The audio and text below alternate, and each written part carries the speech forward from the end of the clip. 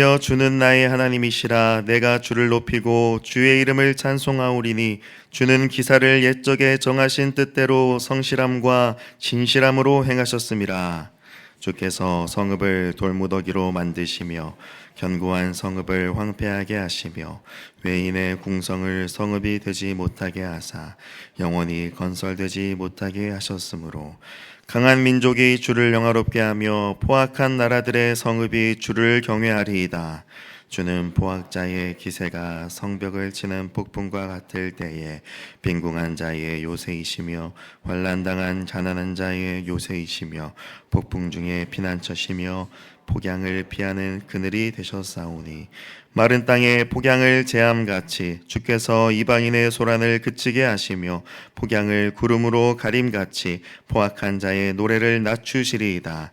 만군의 여호와께서 이 산에서 만민을 위하여 기름진 것과 오래 저장하였던 포도주로 연회를 베푸시리니 그 골수가 가득한 기름진 것과 오래 저장하였던 맑은 포도주로 하실 것이며 또 이 산에서 모든 민족의 얼굴을 가린 가리개와 열방 위에 덮인 덮개를 제하시며 사망을 영원히 멸하실 것이라. 주 여호와께서 모든 얼굴에서 눈물을 씻기시며 자기 백성의 수치를 온 천하에서 제하시리라. 여호와께서 이같이 말씀하셨느니라. 그 날에 말하기를 이는 우리의 하나님이시라. 우리가 그를 기다렸으니 그가 우리를 구원하시리로다. 이는 여호와시라. 우리가 그를 기다렸으니 우리는 그의 구원을 기뻐하며 즐거워하리라 할 것이며 여호와의 손이 이 산에 나타나시리니 모압이 거름물 속에서 조개가 밟힘같이 자기 저소에서 밟힐 것인즉 그가 헤엄치는 자가 헤엄치려고 손을 쫌같이 그 속에서 그의 손을 펼 것이나 여호와께서 그의 교만으로 인하여 그 손이 능숙함에도 불구하고 그를 누르실 것이라. 내 성벽의 높은 요새를 헐어 땅에 내리시되 진토에 미치게 하시리라. 아멘. 사랑하는 성도 여러분, 오늘 말씀은 총 세 부분으로 나누어 볼 수 있습니다. 1절에서 5절, 6절에서 8절, 9절에서 12절입니다.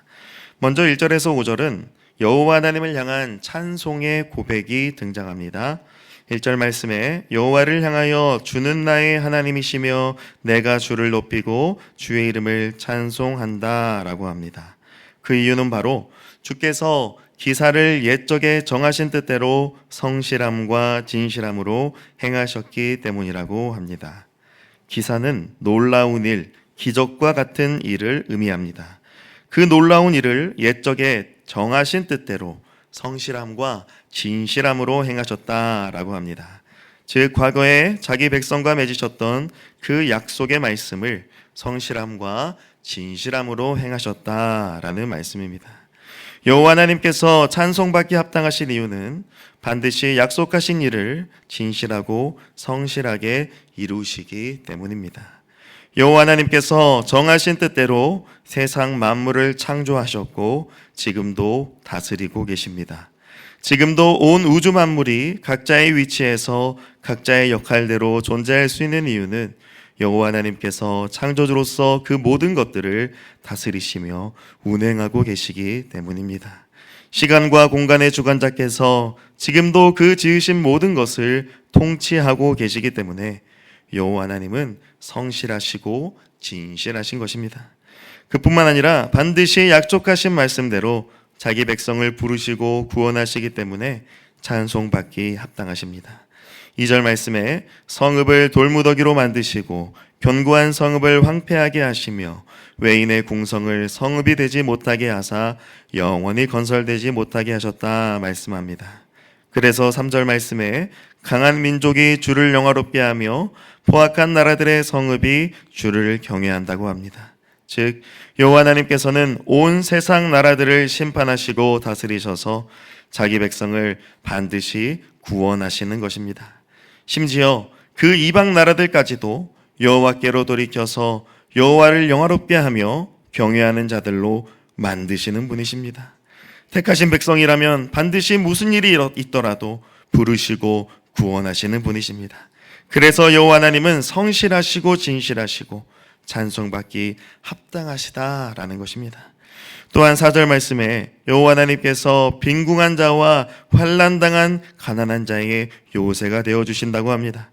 폭풍 중에 피난처이시고 폭양을 피하는 그늘이 되신다라고 하시죠. 즉 자기 백성이 환난과 고통 가운데 있을 때에 반드시 피할 길을 내시고 친히 보살피시고 구원하시는 하나님이시다라는 말씀입니다. 5절에 마른 땅에 폭양을 재암같이 주께서 이방인의 소란을 그치게 하신다 말씀합니다.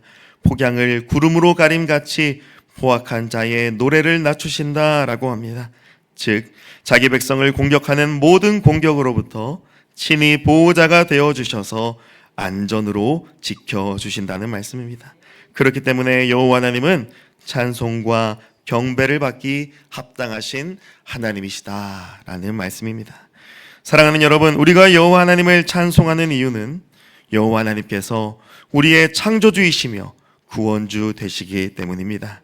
우리를 지키시고 보호하시기 위해 모든 만물을 다스리고 계시며 우리가 환난과 어려움에 처하게 되었을 때에도 반드시 우리의 피난처 되시며 우리의 피할 그늘이 되어 주십니다.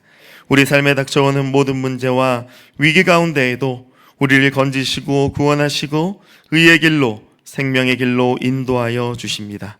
그렇기 때문에 우리는 여호와 하나님을 찬송해야 하는 것입니다. 바라기는 지금도 우리를 향해 성실함과 진실함으로 역사하시는 여호와 하나님을 찬송하는 인생 되기를 소망합니다. 사탄 마귀의 모든 압제와 공격으로부터 우리를 건지시고 지키시는 구원의 하나님을 일평생 찬송하고 경배하는 우리가 되기를 축복합니다. 오늘 본문에는 두 번째로 6절에서 8절 말씀에 나와 있습니다. 6절 말씀에 만군의 여호와께서 이 산에서 만민을 위해 기름진 것과 오래 저장된 포도주로 연회를 베푸신다라고 합니다. 여기서 말씀하는 이 산은 어디일까요? 이 산은 바로 여호와의 거룩한 산 시온을 의미합니다.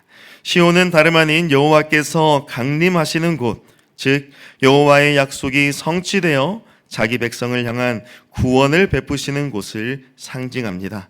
그러므로 그 산에서 베풀어지는 기름지고 풍성한 연회는 다름 아닌 여호와 하나님과 함께하는 기쁨의 잔치입니다.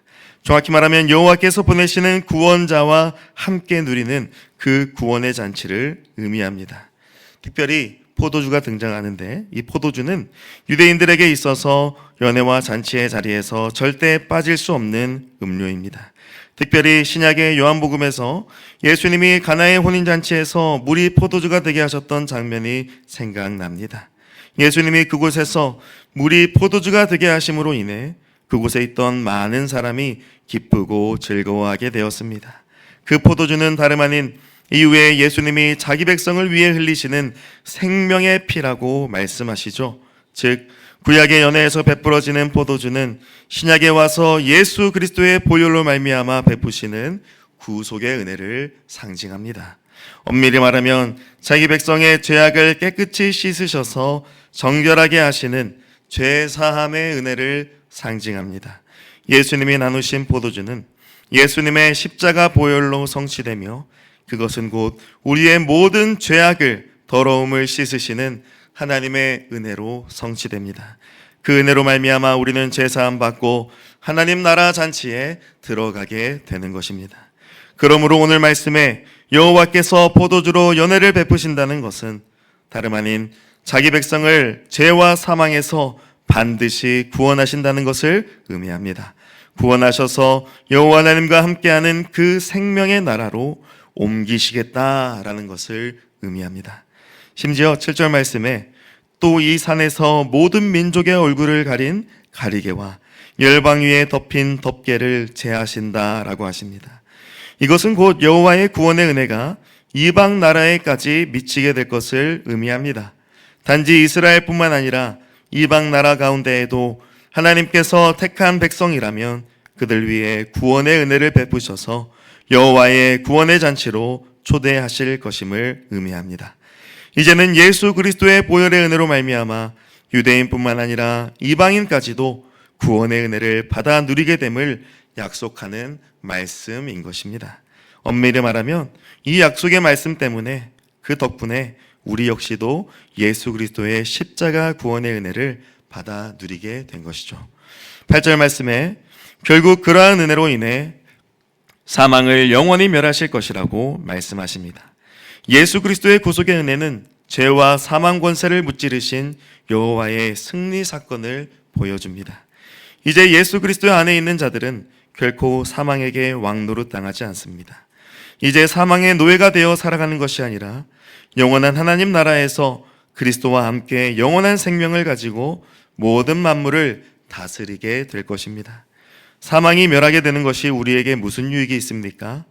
단지 영생 불사를 얻는 것이 우리에게 유익이 아닙니다.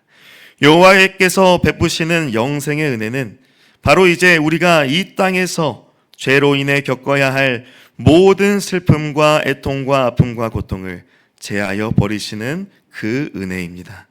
8절 말씀에 주 여호와께서 모든 얼굴에서 눈물을 씻기시며 자기 백성의 수치를 온 천하에서 제하시리라 말씀하십니다. 이제는 여호와 하나님의 구속의 은혜로 말미암아 우리를 둘러싸고 있던 모든 슬픔과 죄로 인한 수치를 온전히 다 제거해 버리신다는 말씀입니다. 이것은 하나님의 백성이 누리는 최고의 복입니다. 예수 그리스도로 말미암아 구원의 은혜를 받은 우리는 더 이상 죄와 사망이 없는 그 생명의 나라, 의의 나라를 살게 될 것입니다. 어린 양 예수께서 모든 신자들의 눈물을 닦아주시고 이제는 슬픔과 고통이 없는 그 완전한 나라에서 주 예수와 함께 영원토록 살게 되는 것입니다. 사랑하는 성도 여러분, 우리는 바로 이와 같은 여호와 하나님의 구원을 받은 자들입니다. 예수 그리스도의 십자가 구속의 은혜로 말미암아 이 놀라운 하나님 나라를 소망하며 바라보는 자들이 되었습니다. 그렇기 때문에 우리는 여호와 하나님을, 주 예수 그리스도를 찬송할 수밖에 없는 것입니다. 이 크고 놀라운 은혜를 받은 자는 반드시 그의 삶에 구원의 하나님을 찬송할 수밖에 없는 것입니다. 바라기는 우리에게 주신 이 약속의 말씀, 반드시 구원하셔서 저 영원한 하나님 나라로 인도하신다는 말씀을 붙들고 오늘도 여호와 하나님을 찬송하며 살아가는 저와 여러분 되기를 축복합니다. 마지막으로 오늘 본문 9절에서 12절은 모압을 벌하시겠다는 약속의 말씀입니다. 방금 전까지의 말씀은 종말론적 관점에서 볼 때 하나님 나라가 완성되어 그의 백성이 누리는 완전한 복락을 가리키고 있습니다. 그렇다면 마지막 9절에서 12절 모압에 대한 심판의 말씀은 무엇을 의미하는 것일까요? 9절에 그 날에 말한다고 하십니다. 그 날은 바로 여호와의 구원이 완성되는 종말의 때를 의미합니다. 주 예수께서 다시 오셔서 온 세상을 심판하시고 자기 백성을 구원하시는 그 날을 의미합니다. 그 날이 오면 주님의 백성들은 기다리며 바라보던 주님을 맞이하고 기뻐하고 즐거워할 것입니다. 주 예수께서 왕으로 자정하시는 것을 보며 함께 기뻐하고 어린 양의 혼인잔치에 들어가게 될 것입니다. 그러나 10절 말씀에 여호와의 손이 나타나셔서 행하시는 일은 바로 모압을 심판하시는 일입니다. 모압이 거름물 속에서 초계같이 밟힘같이 자기 처소에서 밟힐 것이라고 합니다. 이 말씀은 이제 사탄 마귀의 권세를 완전히 불못으로 던져버리시는 그 일을 가리킵니다. 바로 최후의 심판의 날입니다. 주 예수의 나라가 임하게 될 때 사탄의 나라 권세는 모두 다 불못으로 던져지게 될 것입니다. 11절 말씀에 그가 아무리 손에 능숙함으로 그 거름물에서 헤엄치려 한다 해도 여호와께서 그의 교만으로 인해 그를 누르실 것이라고 하십니다. 아무리 거름물에서 바둥거리고 살려고 할지라도 여호와께서 반드시 그 원수 대적 마귀를 멸하실 것이라는 말씀입니다. 교만하여 여호와 하나님 앞에 엎드러지지 않고 자기의 힘과 자기의 의와 자기의 노력으로 구원 얻고자 하는 자들은 끝내 여호와 하나님의 심판을 받게 된 것이다 말씀입니다.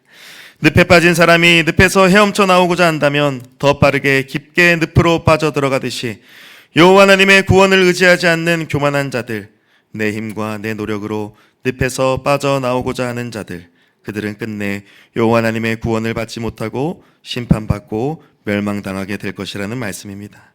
그러므로 여호와의 구원을 누리는 자들은 자기의 의와 자기의 노력과 자기의 행위를 자랑하는 교만한 자가 아닙니다. 내 두 손으로 내 두 발로 내 구원을 위해 뭔가 해보려는 자가 아니라 두 손 두 발 다 들고 주 예수의 십자가 앞에 납작 엎드러지는 자입니다. 자기의 의를 자랑하는 자, 자기의 손과 발을 의지하는 자는 구원을 얻지 못합니다. 그러나 주 예수 앞에 나아오는 자, 더럽고 냄새나는 죄인임에도 불구하고 두 손 두 발 들고 나사렛 예수여 불쌍히 여기소서라고 외치며 주님 밖에 구원이 없다고 엎드리는 자들에게 반드시 주 예수의 구원의 은혜가 임하게 됩니다. 사랑하는 성도 여러분, 우리가 왜 하나님을 찬송해야 하는가? 그 이유는 바로 그분은 우리의 창조주이시며 구원주이시기 때문입니다. 약속하신 말씀대로 주 예수의 구속의 은혜를 베푸신 구원의 하나님이시기 때문입니다. 그러므로 우리는 영원한 하나님 나라에서 슬픔과 고통 없이 더 이상 죄와 사망의 다스림 없는 그 완전한 구원의 나라에 들어가게 될 것입니다. 그러나 여호와 하나님 앞에 교만한 자들, 여호와의 구속하심을 의지하지 않고 나를 의지하는 자들은 근데 여호와의 심판을 받게 될 것입니다. 두 손 두 발 들고 여호와 하나님 바라보고 의지하며 살아가는 우리가 되기를 소망합니다. 반드시 이루실 그 완성의 날, 완전한 구원의 날을 바라보고 소망하며 그 승리를 누리며 살아가기를 소망합니다. 그리하여 주 예수께서 다시 오실 때에 어린 양의 혼인잔치에 그 영광스러운 잔치에 겸손하게 주님 바라보며 주님과 함께 그 영광을 누리는 우리 모두가 되기를 주님의 이름으로 간절히 축복합니다. 아멘.